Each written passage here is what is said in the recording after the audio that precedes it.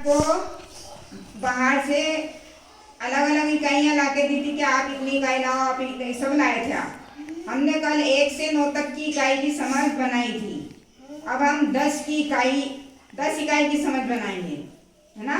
अब ये मेरे एक हाथ में कितनी इकाई है? 5 इकाई है। और फिर दूसरे हाथ में भी कितनी है? 5। तो 5 और 5 मेरे पास ये दोनों हाथ में 10 इकाई है।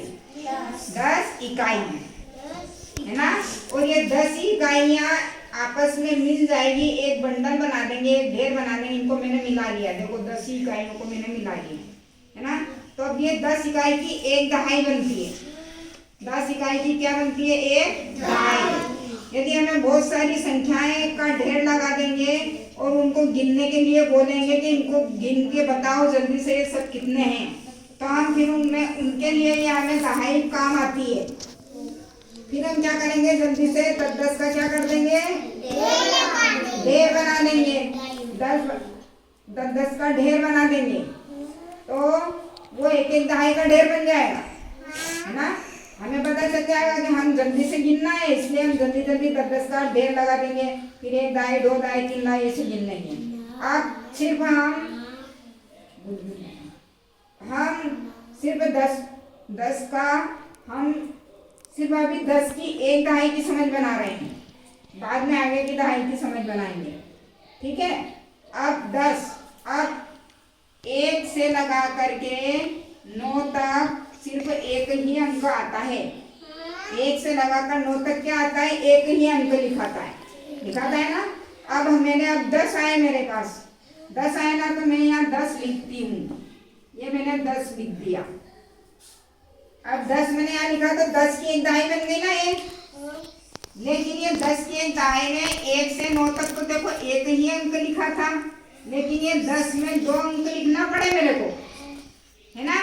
2 अंक यहाँ पे, एक तो 0 है और एक 1 है ना। तो यहाँ पे 2 हो गए, है ना, 2 हो गए, क्योंकि उसमें हर दहाई में ये पता होगा आप लोग को, तभी तो आप लोग को उसका मान ज्ञात कर पाएंगे। कल्पना, सीधे बैठो। हम ऐसे करेंगे कि ये 0 है और ये यहाँ 1 है, तो हम इसमें 0 और 1 में हमें पता चलेगा कि यहाँ पे इकाई के स्थान पे 0 लिखा है और दहाई के स्थान पे 1 लिखा है। यहाँ पे इकाई के स्थान पे क्या लिखा है? 0। इकाई के स्थान पे 0। हमेशा इकाई पीछे से रहती है सवाल, और हमें सवाल भी पीछे से करते हैं, इकाई की तरफ से हम सवाल करते हैं। तो पहले ये इकाई के स्थान पे 0 है और दहाई के स्थान पे कितने लिखे हैं? यहाँ 1 लिखा है, यानी कि 1 दहाई है यहाँ। कितने? 1 दहाई। और हमें पता है 1 दहाई में कितने होते हैं? 10। तो ये 10 लिखे हैं, है ना। तो इसलिए यहाँ पे 10 के अंदर इकाई भी आई। और 9 तक क्या है?